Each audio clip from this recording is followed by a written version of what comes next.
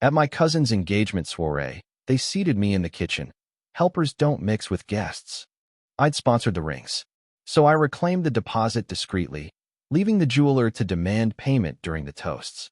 I, 32M, stood in the kitchen of the banquet hall, surrounded by catering staff who kept shooting me sympathetic glances as they hustled past with trays of hors d'oeuvres. Through the swinging door, I could hear the tinkling of champagne glasses and the murmur of polite conversation from the main ballroom, where my cousin's engagement party was in full swing. I wasn't supposed to be out there with them. Apparently, I belonged here, among the hired help. The whole thing started 3 months ago when my cousin called me, breathless with excitement about his engagement. We'd grown up together, practically brothers until our late teens when his family's fortunes changed dramatically. His father, my uncle, had built a successful import business that exploded right around the time my own father's construction company hit hard times. The dynamic shifted.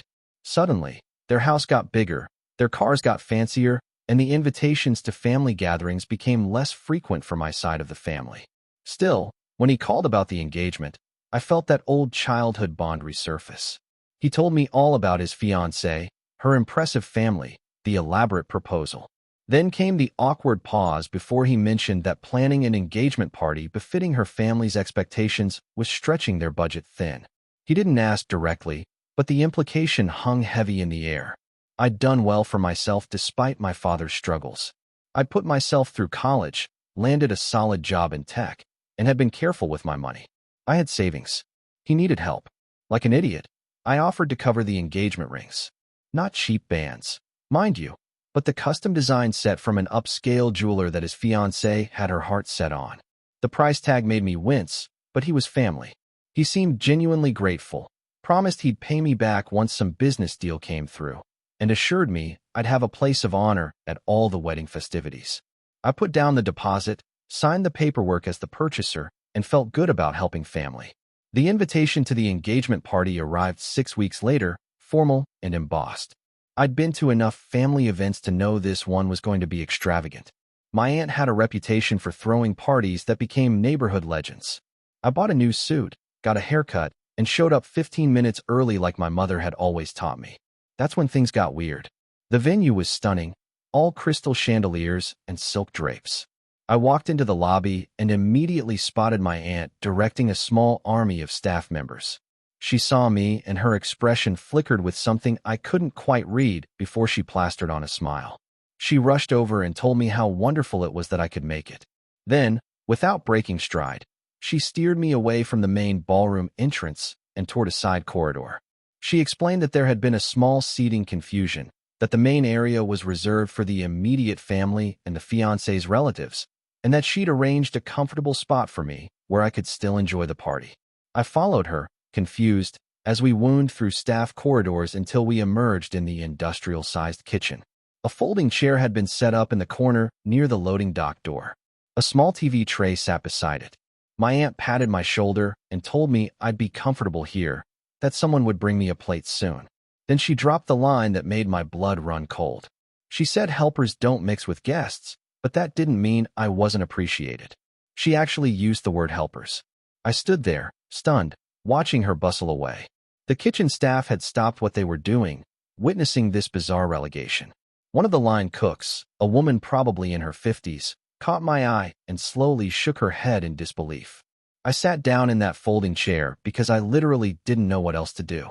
My brain was trying to process what had just happened. I'd sponsored the engagement rings.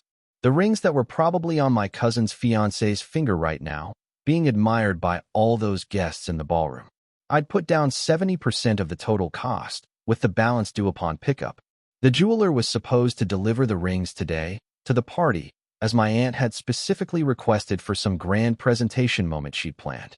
Sitting in that kitchen, listening to the muffled sounds of celebration from the other room, something hardened inside me. I pulled out my phone and found the jeweler's contact information.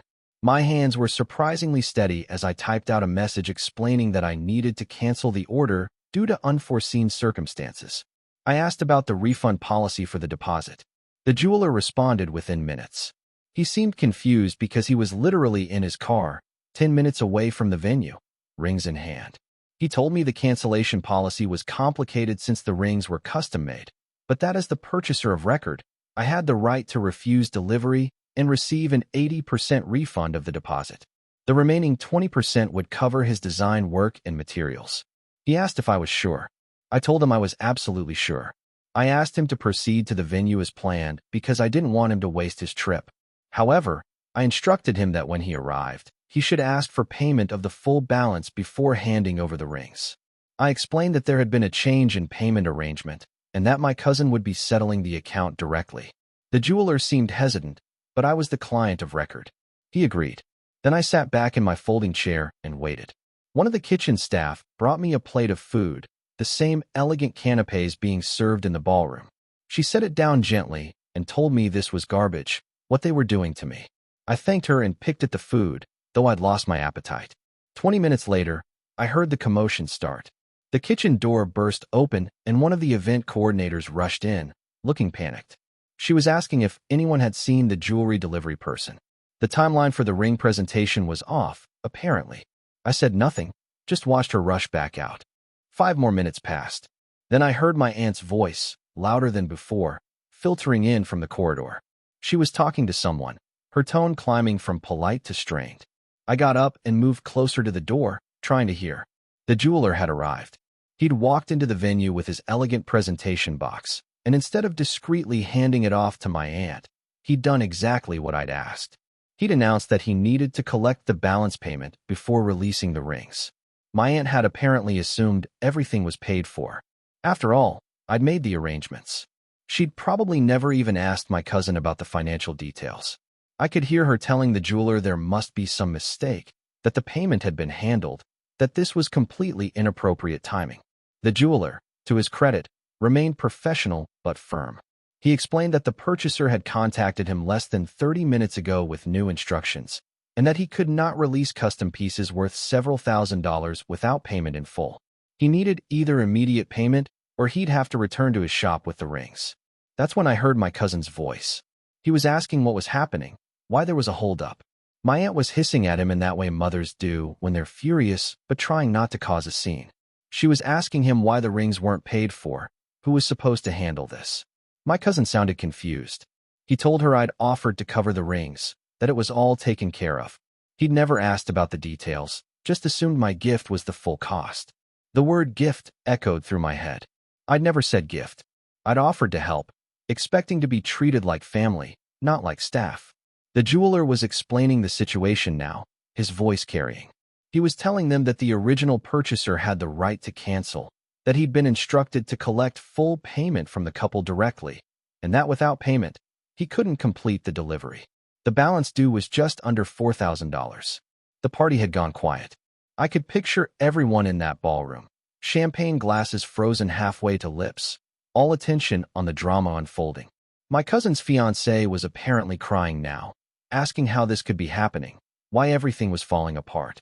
She'd been expecting the ring presentation to be the highlight of the evening. Her parents were there. Her friends were there. Everyone was watching. My aunt was in full panic mode. She was asking my cousin if he had access to that kind of money right now, immediately. He didn't. The business deal he'd mentioned, the one that was supposed to fund his repayment to me, hadn't come through yet. He admitted he'd been counting on my gift to cover the full cost of the rings. Someone suggested calling me. My aunt, in a voice dripping with forced sweetness, said she'd go find me. I heard her heels clicking rapidly toward the kitchen. I sat back down in my folding chair, positioning myself so I was clearly visible the moment she pushed through the door. She burst in, her composure cracking. She looked around frantically before spotting me in my corner. She rushed over and asked, urgently, if I'd done something with the ring payment. I looked at her calmly and confirmed that yes, I'd canceled my sponsorship of the rings.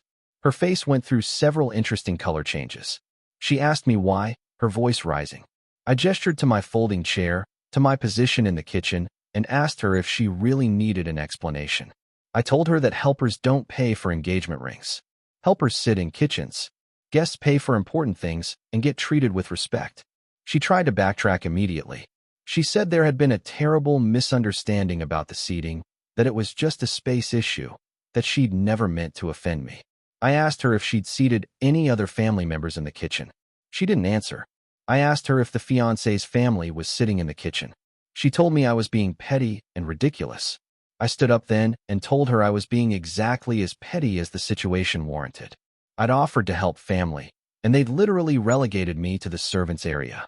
I told her I'd never specified my sponsorship was a gift, that I'd expected to be repaid, but more importantly, I'd expected to be treated like family.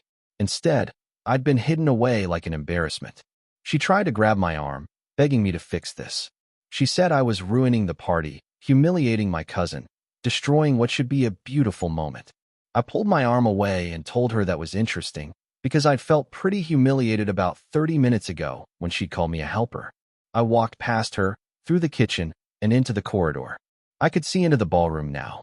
Everyone was staring at the entrance where my cousin stood with the jeweler, both of them looking uncomfortable. My cousin's fiancée was sitting at the head table, her face buried in her hands while her mother tried to comfort her. The beautiful party had frozen into a tableau of social disaster. My cousin saw me emerging from the corridor. He started to walk toward me, and I could see he was putting pieces together. He was realizing where I'd been sitting this whole time. His expression shifted from confusion to dawning horror. He reached me and asked, quietly, if I'd been in the kitchen the entire time. I confirmed that yes, his mother had seated me there because helpers don't mix with guests. I watched that information hit him. He tried to tell me it was a mistake, that he'd had no idea, that his mother must have misunderstood something. I asked him if he'd bothered to look for me when I didn't show up for the pre-party family photos. He hadn't. I asked him if he'd wondered why I wasn't seated with the family. He admitted he'd assumed I'd been running late. He'd been so caught up in his fiancée and her family that he hadn't noticed my absence from where I should have been. He begged me to reinstate the payment, said he'd fix the seating situation immediately, that I could sit wherever I wanted. I told him that sitting wherever I wanted should have been a given from the start.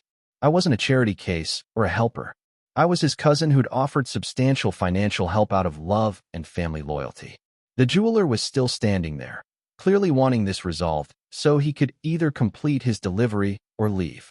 I walked over to him and told him, loud enough for the nearby guests to hear, that I would not be reinstating my purchase. I thanked him for his professionalism and apologized for the confusion. My cousin was scrambling now. He was on his phone, trying to see if he could quickly transfer money from somewhere, calling his bank's emergency line. His fiancée had looked up and was staring at me with pure hatred. In her mind, I was destroying her perfect day. She got up and marched over, her mother trying to stop her.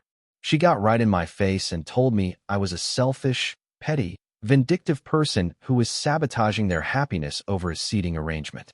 I looked at her calmly and told her that anyone who thinks humiliating family is just a seating arrangement doesn't deserve a diamond ring, much less a custom-designed one. My aunt was back now, having followed me from the kitchen. She was creating a scene, her voice loud enough that everyone could hear. She was calling me ungrateful, saying she'd always known I was jealous of my cousin's success, that I couldn't stand to see him happy. She said I'd probably planned this from the beginning, that I'd offered help just to have leverage to hurt them later. The kitchen staff had filtered out now, watching the drama. The line cook who'd shaken her head at me earlier caught my eye and gave me a small nod of approval. Several servers were looking at my aunt with unconcealed disgust. I addressed my aunt directly then. I told her I'd grown up worshiping my cousin, that I'd been thrilled when he called about his engagement, that helping with the rings had felt like an honor. I told her I'd spent money I'd saved carefully, money I'd earned through my own hard work after my father's business failed, money that could have gone to my own future, but that I'd offered to family because family mattered.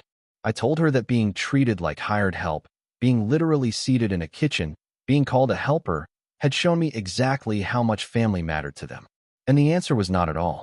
I was useful when I had money to contribute, but not worthy of basic respect or inclusion. My cousin tried to interrupt, tried to defend his mother, but I cut him off. I told him he'd had hours to notice I wasn't where I should be. Hours to wonder, to look for me, to care. He'd been too busy with his new family, his fiancée's impressive relatives, his step up the social ladder. And that was fine. People's priorities change. But I wasn't going to fund his new life while being relegated to the shadows of it. The jeweler asked one final time if anyone was prepared to make payment. My cousin checked his phone desperately. The emergency bank transfer hadn't gone through yet. The jeweler nodded politely, told everyone to have a good evening, and walked out with the ring box. The silence in that ballroom was deafening. My cousin's fiancée burst into fresh tears. Her father stood up, looking furious, and started saying something about legal action and broken promises. I turned to leave. My cousin called after me, his voice breaking. He said we were family. I stopped and turned back. I told him that was exactly right. We were supposed to be family. And then I walked out. Update 1.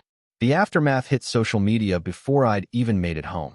Apparently, several guests had started posting about the drama, some painting me as a villain, others surprisingly taking my side.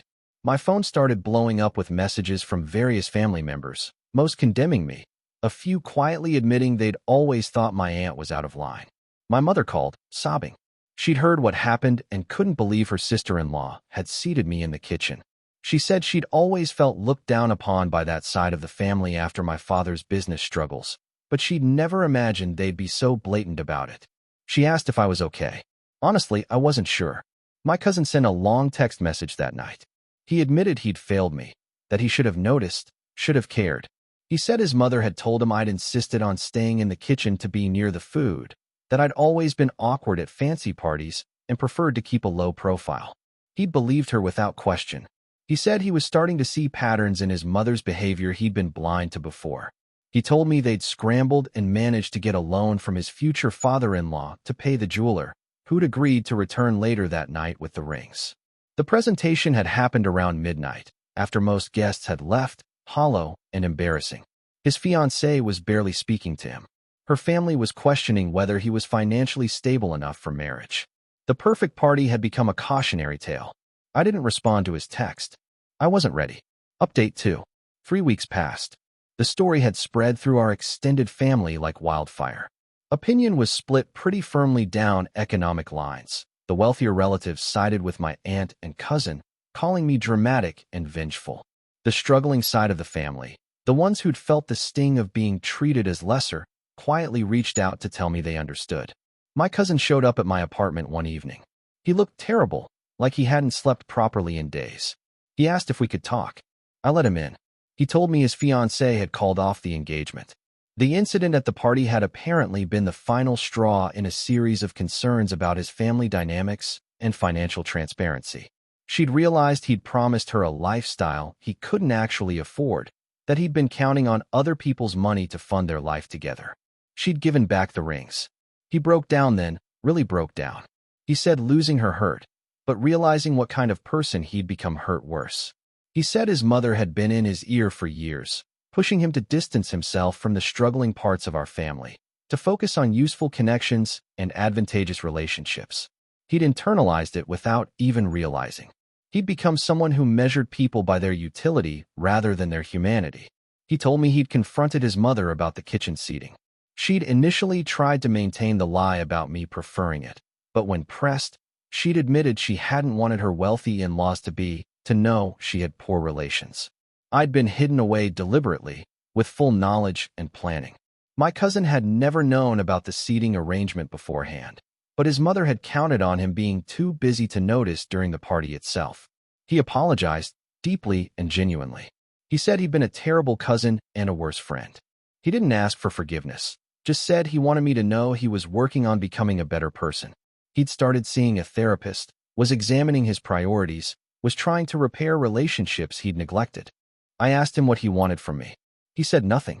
He just wanted me to know the truth of what had happened and that he was sorry. He got up to leave, but I stopped him. I told him I appreciated his honesty. I said I'd need time, that trust once broken takes years to rebuild if it can be rebuilt at all. But I didn't hate him. I was disappointed, hurt, angry, but somewhere under all that was the memory of the cousin who'd been like a brother once. Maybe that person was still in there somewhere. He thanked me, tears in his eyes, and left. I sat in my apartment for a long time after, thinking about family, about money, about the things we sacrifice for appearances. The rings, apparently, were sold back to the jeweler at a loss. My cousin repaid his future former father-in-law. I got a check for my original deposit, minus the design fee, from my cousin a week later. I didn't cash it immediately. I wasn't sure if I would. Update 3. 6 months have passed now. The family split has become more or less permanent. My aunt and I don't speak. Most of my cousin's immediate family has sided with her version of events, which has evolved into me having caused a scene over nothing and deliberately sabotaging an innocent celebration. But something unexpected happened. The kitchen staff from that night, particularly the line cook who'd witnessed everything, had posted their own account on social media. It had gone moderately viral in local circles, a story about class, respect, and how people treat those they consider beneath them. Several of my aunt's social circle had seen it, and it had tarnished her reputation in ways she couldn't control or spin. My cousin and I met for coffee last month.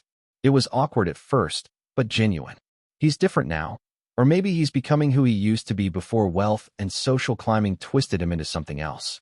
He's dating someone new, someone who doesn't care about designer labels or family pedigree. He seems happier, lighter. He asked if we could start rebuilding our relationship. Not rush it, not force it, just slowly work towards something resembling the friendship we'd once had. I agreed to try. I did eventually cash his check. I used part of it to take my parents on a vacation they'd been dreaming about for years. They'd sacrificed so much during the business troubles, had gone without so I could finish school. They deserved something beautiful. Looking back, I don't regret what I did. Some people call it petty revenge. Maybe it was. But it was also a boundary, a line drawn in the sand that said I deserved basic human respect regardless of my economic status or social utility. Being family isn't about blood alone. It's about how you treat people when no one important is watching. The engagement party became a turning point, not just in my family dynamics, but in my own understanding of self-worth. I'd spent years trying to prove myself worthy of their respect, trying to bridge gaps created by circumstances beyond anyone's control. That night in the kitchen, sitting on that folding chair, I realized I'd never been the problem. Sometimes the most powerful thing you can do is refuse to accept unacceptable treatment, even when it costs you, even when it creates chaos, even when people call you petty or vindictive. Especially then. My cousin and I have a long way to go. Trust is rebuilt in small moments, not grand gestures. But we're trying, and that's something. As for my aunt and that side of the family, I've made peace with the distance. Some relationships aren't worth maintaining at the cost of your dignity. I still think about that line cook sometimes, the one who shook her head in disbelief when my aunt first seated me in the kitchen. She'd seen immediately what I'd been too shocked to fully process, that what was happening was fundamentally wrong. I hope she's doing well wherever she is now. Sometimes witnesses matter. Sometimes being seen in your moment of humiliation by someone who recognizes it as wrong makes all the difference. The rings sit in a display case at the jeweler's shop now, he told me, examples of his custom work, a testament to craftsmanship undermined by family dysfunction. I've never gone back to look at them. Some stones are better left unturned, some symbols better left behind. I'm focusing on my own future now, building relationships that value me for who I am rather than what I can provide. And when I eventually get engaged, whenever that might be, I'll remember the lesson that party taught me. Love and commitment should be built on mutual respect and genuine connection, not social climbing and financial convenience. The kitchen isn't where I belong. It never was. And I'll never again let anyone make me believe otherwise. If you'd like to see more stories like this, a gentle tap on the subscribe button would mean the world to us.